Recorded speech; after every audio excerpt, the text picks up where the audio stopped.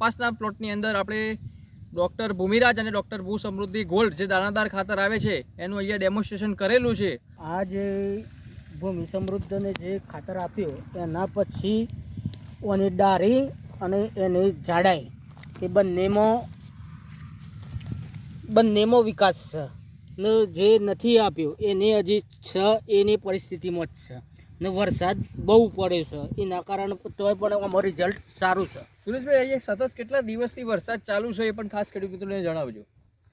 લગભગ 1-1.5 મહિનાથી ચાલુ જ છે વરસાદ. તો એની જે મેન શાખા છે એની થિકનેસ તમે જોઈ જ નિહાળી શકો છો કે એની આખી થિકનેસ અદ્ભુત પ્રમાણમાં એની જાડાઈ છે તે સરળ એવી જોવા મળી રહી છે અને એની બ્રાન્ચો જે ડાળીઓ છે એ સારી એવી અને એની અદ્ભુત ગ્રીનરી અને એની જે પત્તાની જે ક્વોલિટી છે એ કેવી જોવા મળી રહી છે? ના, એ આ જે ચાસ છે ને આખો અલગ જ પડે છે, બીજા કરતાં બહુ ડિફરન્ટ પડે છે. અને જે ચાસમાં નથી વાપર્યું એ પણ ચાસ આપણા ખેડૂત મિત્રોને બતાવીશું. આમનો વિકાસ નથી થયો, આમની થિકનેસ નથી આવી કે આમની જાડાઈ નથી વધી.